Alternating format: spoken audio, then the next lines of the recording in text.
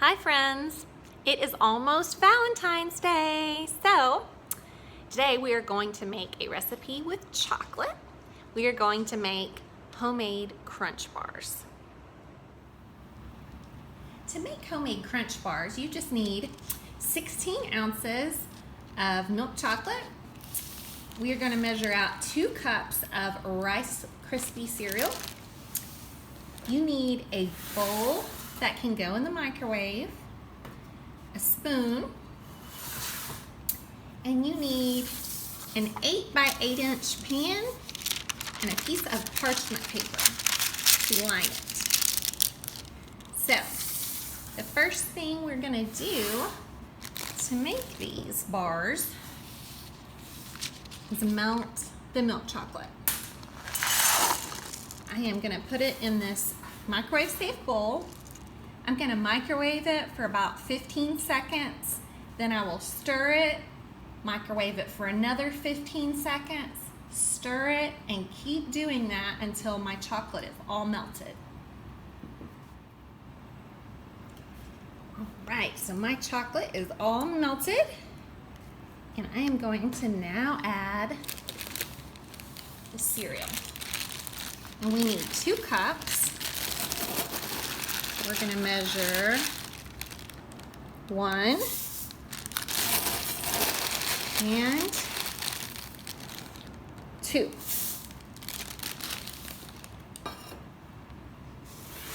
Now we'll stir it all together.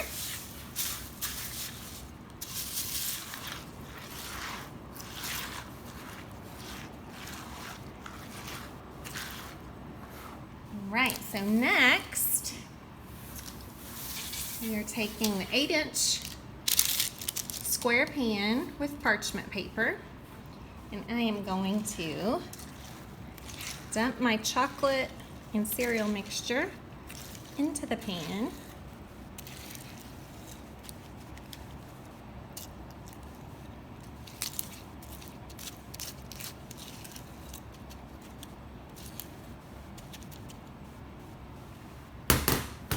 Now I'm going to spread it out, whoops, carefully, till it's an even layer.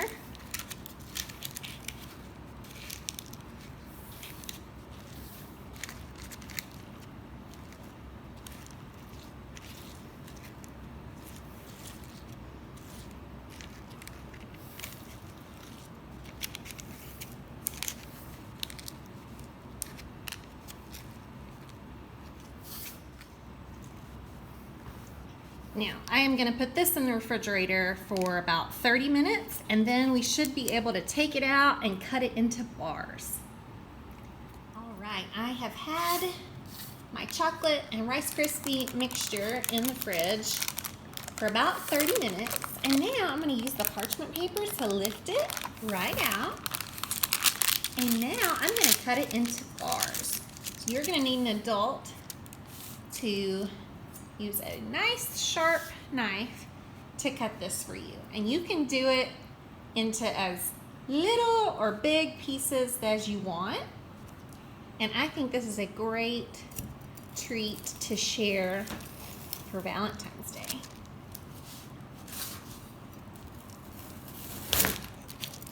See that? Ooh, look inside. You see all the Krispies? So now I can cut this in. I could cut it in half like this, leave it in big pieces, or cut it into smaller pieces to share. You can do whatever size you like, but there you have it, homemade crunch bars. Yum. Our story today is Love Monster and the Last Chocolate by Rachel Bright.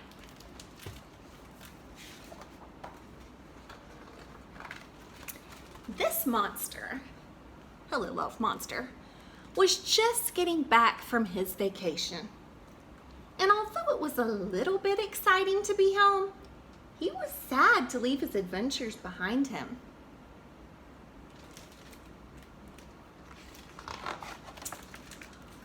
But wait, what was this? A box of chocolates? Just sitting there? Waiting to be found? Love Monster couldn't believe it. You see, everybody knows that monsters seriously love chocolate, especially this monster. His mouth started to water just thinking about what might be inside. Perhaps there'd be a peanut butter crunch, or even an extra fizz banger sherbet, or maybe, just maybe, a double chocolate strawberry swirl. Love Monster's absolute favorite.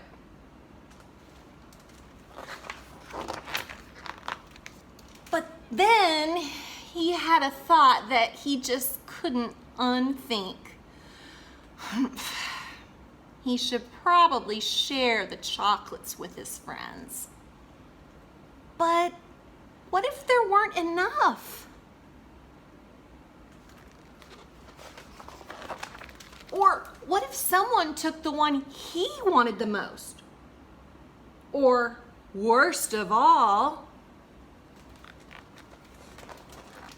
what if the only one left for him was the coffee one? Ew, everybody knows monsters hate the coffee one, especially this monster.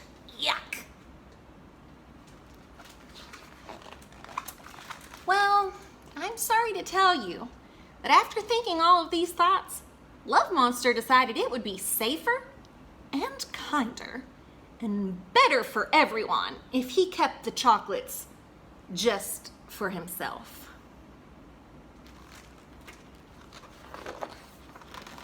So he went into his house, and so did the box of chocolates, without a whisper of a word to anyone.